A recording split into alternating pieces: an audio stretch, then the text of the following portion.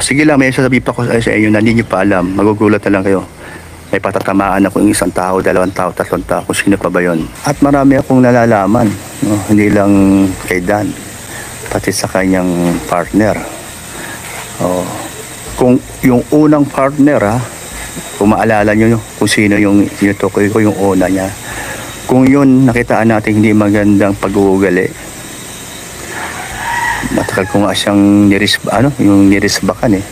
Kundi lang nadamay ang pangalan ko doon at saka nasira ang pagkatao ni Ma'am Anarita. Di ako lalabas doon eh. I mean yung admin, sino. At itong pangalawang love team ni Dan. So may alam din tayo. May alam din tayo dyan.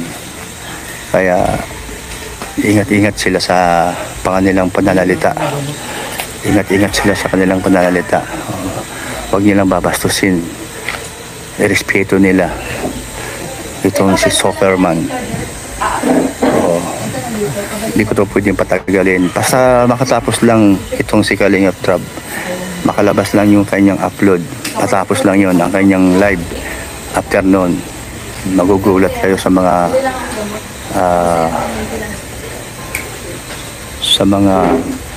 mangyayari. Hindi sa pagbabanta, kundi yung katotohanan. Alam mo naman si Kuya Brooks, taritsahan to, prangkahan to. Ano daw? Totoo ba yun nadinig ko, Kuya Brooks? Na diretsahan na nating sabihin na mayroon kang papasabugin kay Joy? Sa tingin ko medyo parang alanganin yata. Sa tingin ko rin, hindi ito ang solusyon para matapos ang issue. Hindi po pwedeng tapusin natin ang isang issue nang maglalagay tayo ng isang issue, sapagkat lalong mag-iiyakan yung mga sponsor at mauubusan sila ng tissue. Alam mo ba yun, Kuya Brooks? Alam mo ba yun? Hindi makakabuti lalo kay Kalingap Dan na kung ano man ang naging kakulangan ni Kalingap Dan ay ibabato natin kay Joy. Hindi tayo po pwedeng mandamay dito na porket nagkaroon ng pagkukulang yung isa o sumablay yung isa, ituturo natin dun sa partner niya na magsasabi ka na may alam din ako sa'yo o meron ka rin kasalanan o meron din hindi alam ang mga tao kay Joy na imbis na maprotektahan natin si Kalingap Dan kahit papano, si Joy mismo, si Joy Diwata, parang ang gusto nyo tabla-tabla na lang. Dito sa pagkakataon nito, Kuya Brooks, wala akong against sa'yo. Wala akong personal. Ako ay magbibigay lamang ng aking komento base na rin sa iyong sinabi. Hindi maganda yung ugali ng unang collab team ni Kalingap Dan, which is alam natin na si Leche Plan Girls, na ayun nga, nagka-leche-leche na rin. At ngayon naman, yung sinasabi mong pangalawa na may alam ka, which is, obviously, this is Joy Diwata. Maling-mali.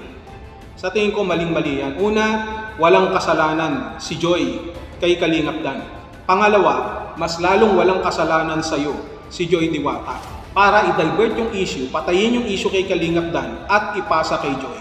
Kasi kung ganito ang kakahinat na ng sitwasyon, mas lalong hindi matatapos at mas lalong magugulo. At hindi yan para maglabasan ng kung anumang baho o kung anuman yan, sapagkat ang issue dito ay yung kay Kalingap Dan na dapat bigyan niya ng linaw, na dapat magsalita siya at ayusin ng lahat. Kahit sabihin pa natin na hindi pa nagsasalita si Kalingap Rab, pero kay Kalingap Dan, pwede na siya mismo, na magpaalam kay Kalingap Rab na siya na ang maglilinaw, na siya ang magbibigay ng kaliwanagan.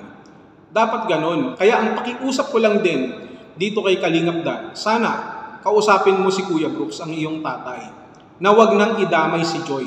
Sapagkat lalo lamang magagalit yung mga sumusuporta kay Joy, yung mga nagmamahal sa Dan Joy.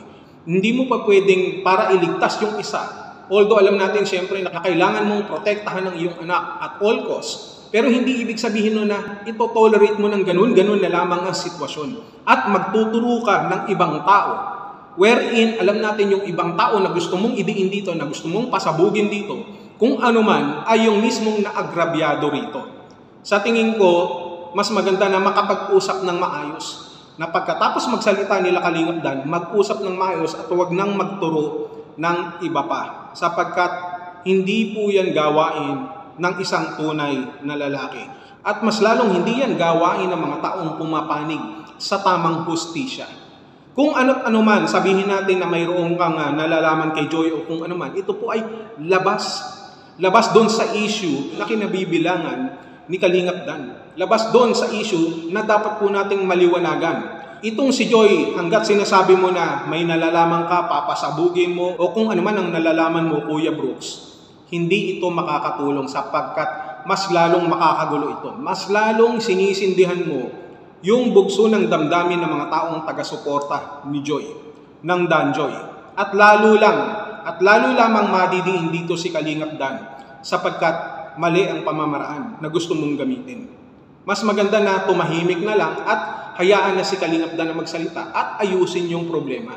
Sapagkat the fact na lagi tayo nagtuturo, mas lalong ipinapakita natin yung guilty sa ating mga sarili. Yun ang hindi natin dapat gawin at dapat nating iwasan. Protektahan natin si Joy sapagkat si Joy yung naiibit dito. Hanggat maaari, wag madadamay si Joy sapagkat kapag nadamay si Joy, siguradong mas magulo yan. Mas lalong magagalit yung mga sponsor kay Kalingap Dan. We are on a high emotions ngayon. Lalo na ikaw, Kuya Brooks, na gusto mo siyempre kahit papano na wag mabas si Kalingap Dan na maprotektahan. Pero hindi ibig sabihin nun na poprotektahan mo si Kalingap Dan at sisirain mo yung kanyang partner na mismong biktima din naman dito. Hindi tama yung gano'n. Mas maganda na nasa magandang pag-uusap at mas magandang kaliwanagan. Particularly kay Kalingap Dan at kay Joy Diwata. Kuya Brooks, kilala mo naman ako. Hindi ako nagsasalita rito para awayin ka o kung ano man. Ako ay nagbibigay lamang ng aking side comments, no? At ako ay nakikimarites lang din naman kapag araw na at oras na ng pecha de peligro at kailangan ko magbayad ng mga bills ng kuryente. Pero kahit nasabihin na natin maputulan ng kuryente, okay lang yan kaysa naman maputulan tayo ng tinatawag po nating respeto sa ating pong kapwa. Kung ano man yung sinasabi mong pasabog kay Joy, huwag mo nang ituloy. Sapagkat baka ang sumabog dito, ikaw mismo at ang iyong anak na si Kalingap Dan. Yun lang.